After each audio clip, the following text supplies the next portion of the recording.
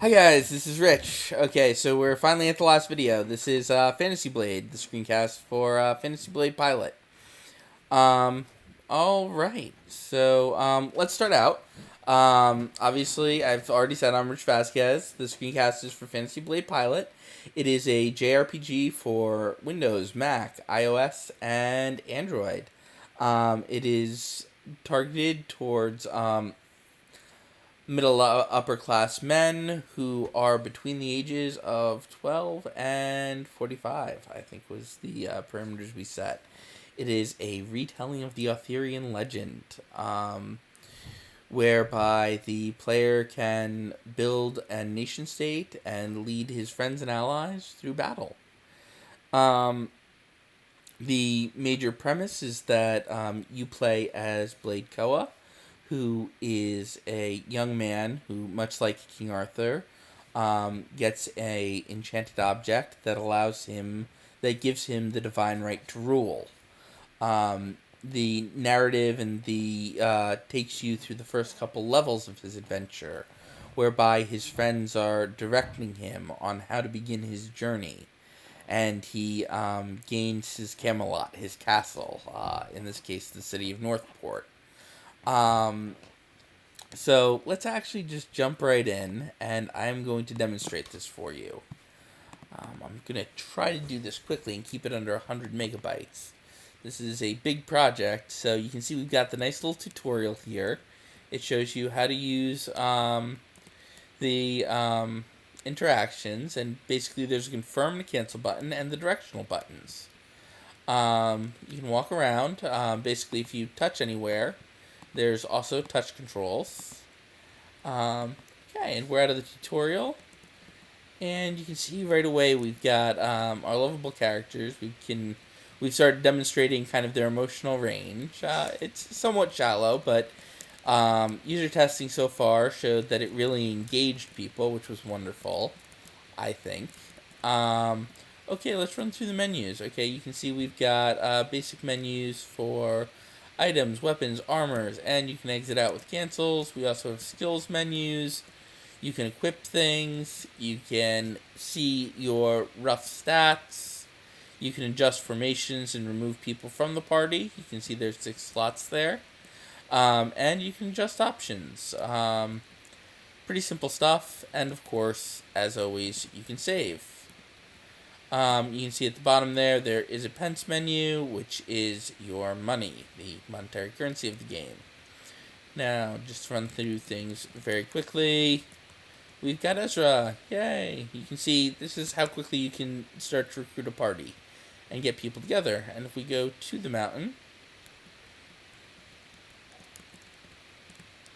you can see we've got 2 more characters. Now, let's look at that reward and punishment system real quick.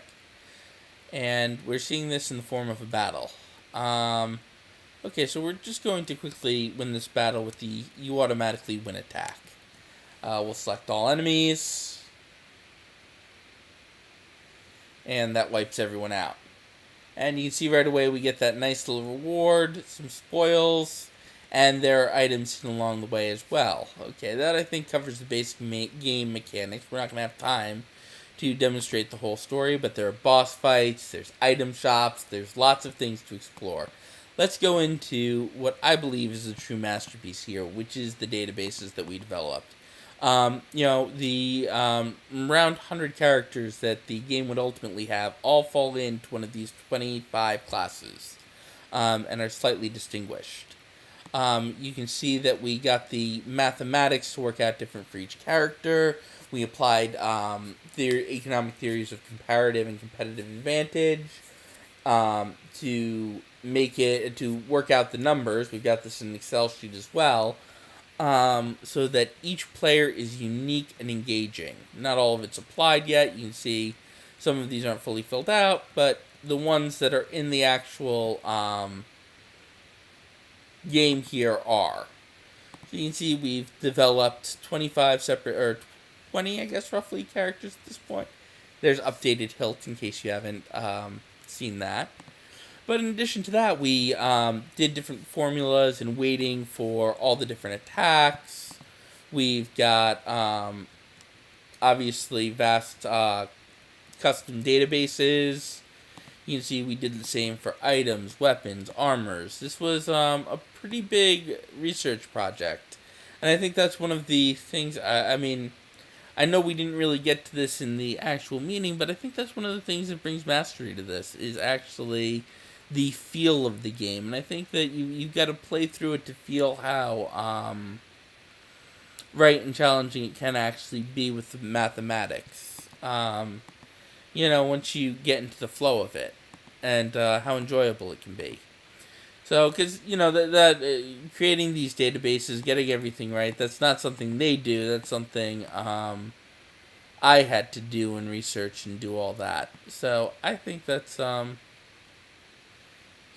makes this a great project.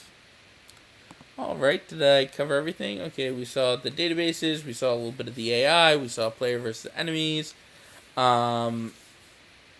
Okay, let's actually just very quickly.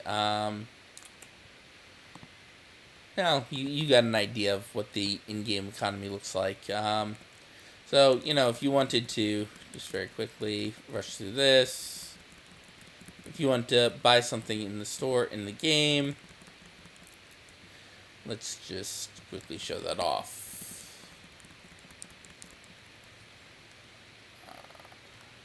Okay, sorry, I've got 20 processes here, and it's probably slowing down my computer a little bit.